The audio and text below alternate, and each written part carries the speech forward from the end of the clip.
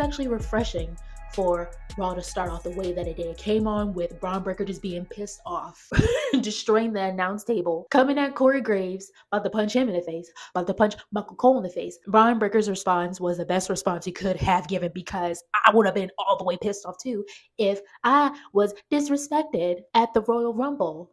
We still don't know who the mystery man is. Like, how many times are they gonna do this? Everyone's trying to calm down Braun. Even Paul Heyman, he ain't trying to hear it. He's trying to hold up Monday Night Raw. And they say that, but the segment was pretty quick. I wish it would have been a little bit longer. Maybe that's me being greedy. Like, I wish he could have really did a lot more with that. For me, I feel like that would have been even more dope if he would have stayed out there a little bit longer and terrorized Adam Pearce. Like, Adam Pearce came out with all them securities, them securials, because he was scared he was going to get choked up by the dog. I'm just going to say, I didn't really care about the Javon Evans versus the fake El Grande Americano. Not because I don't care about those two. It's just I wasn't feeling it. But I was happy to see that the original El Grande Americano came out, but he was just a distraction. And then Javon Evans won the match. I would like to see more interaction with the real El Grande Americano and the fake El Grande Americano. So I'm wondering if they're going to have a match. Are they going to talk to each other face to face? I don't know. Anyway, but it will be interesting to see what the resolution is going to be about this. You just can't have two El Grande Americanos, okay? Unless y'all going to be on the same team and y'all not. I don't care about what anybody says. When I heard AJ Styles' song come on, I legitimately thought, yes, I said legitimately thought that AJ Styles was coming out. I don't know why in my little mind I thought he was coming out. As dumb as that sounds, I know y'all, that sounds real dumb. Yes, I watched Royal Rumble. Yes, I did. I did a whole video on it. Yes, he retired in Saudi Arabia.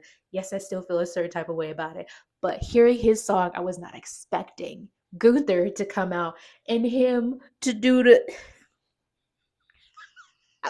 I'm sorry, that made me laugh so hard. Like, that made me not pissed off anymore. Like I've been saying for these past couple of videos, Gunther is becoming more and more hated. He's becoming one of the best heels right now on Monday Night Raw. And people say Gunther's boring. People say all this trash about him. When I start hating him, I just start liking him again. Like, he's so freaking messy. He's becoming the petty. He's going up there. He's not as petty as Drew McIntyre, but I mean, he's starting to look like that. He might be the petty king of Monday Night Raw, and then Drew McIntyre is the petty king of Friday Night SmackDown. I'm starting to see the parallel here, because, oh my gosh, even on his Titantron now it says career killer. Like, it's... Now I get that Dragon Lee and AJ Styles, they were tag team champions at one point. They were partners. They were cool with each other. And I guess this is just Dragon Lee trying to defend his partner's honor, his past partner's honor, coming out and attacking Gunther. But it lacked luster for me.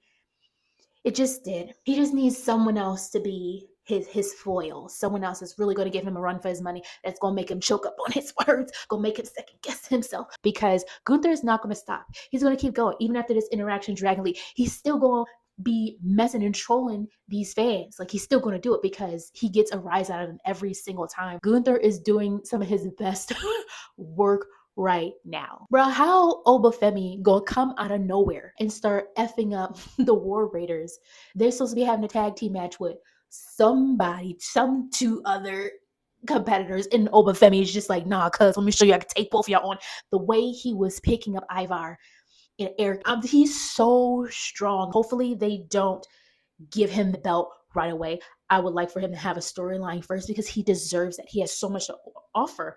In the ring, on the mic, he has so much. And I feel like just giving him the belt would just be a disservice to him. Nurse it a little bit, grow it a little bit. Give us something for our teeth to sink into. Brie Bella to come out and Nikki Bella to come out. Yes, they were tag teams. Of course, they're twins, they're sisters, the Bella twins, like the Doy. But for them to announce that they are going to be going after the women's tag team championships, on one hand, I'm excited because they've never had that. One of the coolest female tag teams, especially in the Divas era. So that's on one hand, I'm just like, yo, this is dope. But on the other hand, I'm like, okay, wasn't Nikki like straight up heel? Wasn't she terrorizing Stephanie Vaquer?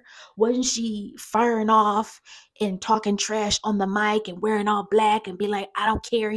I made the women's division. I'm a Hall of Famer. Respect me. And then come out with Brie Bella. Pardon me, I might be experiencing a little bit of whiplash. Where is a transition here? I guess people were given the flying figurehead about Nikki Bella being heel and her stuff by herself, so they had to bring in Brie. I like Brie and Nikki together anyway, so I mean it works out either way, so I'm excited. The only thing is nothing happened after that. They just announced it in the ring, had a little friendly banter with each other, and then dipped out. Like no other tag team came out to be like, how you going after the championships? You gotta go in line. You gotta go to the back of the line. There's like nobody to come out. Yeah. Weird. And people weren't even really that excited about it. Like they're like, yay, Nikki, Brie, woo, Brie, man. But people weren't pumped. I don't know, like the crowd in Philly, like they weren't having it. All I can say is I'm just glad that LA Knight is trying to get his looks back. He's trying to get he trying to get back at the Vision, more specifically back at Bronson after what he did to him on that car and how he effed him up backstage to a couple of months ago, because like he just kept interfering and interfering. Like this is the second time within the night that he came out. Like he's going for blood, like he's going for vengeance. I don't know what they trying to do with Finn Balor in these little packages, these little vignettes. Like now y'all want to pay attention to Finn Balor after AJ Styles done retired. Y'all didn't disrespect him in Saudi Arabia, had him retire, not even in America. And then you want to try to pump up Finn Balor. Finn Balor wasn't even the freaking Royal Rumble. The disrespect, disgusting diabolicalness that was Royal Rumble. You don't even let him be in there, and he's feeling slighted. He's feeling like, hey, y'all don't appreciate me. Y'all not respecting me. So I know he gonna be going after CM Punk. And CM Punk, like, I see you. I heard what you was saying, and you next. I was waiting for Raquel Rodriguez to confront Liv Morgan. You know, she's coming out. She won the women's Royal Rumble match for 2026. She's going to be going to WrestleMania, the main event. She got to pick who she's going to go against. I was waiting for her. Well, I was waiting for Raquel, that is, to confront Liv because she threw her out. I thought I was very slick for Liv's response to be, you know, you're very giving. You're very giving. You're not selfish. Baby, you literally made my choice for me. That's what I would be thinking if I was Raquel. Like, you literally made my choice for me. You were just like, nope, you already got a championship match on Monday against Stephanie Vaquer for the Women's World Championship. Let me have this, girl. She took that on the chin like a real boss. They're brewing that, like I said. Now that freaking Raquel lost her championship match against Stephanie Vaquer in that street fight, Philly street fight, and after Raquel specifically asked Liv Morgan to mind your dang business, stay in the back and do not interfere, she still does it anyway. Even Roxanne came out to interfere. Crazy work.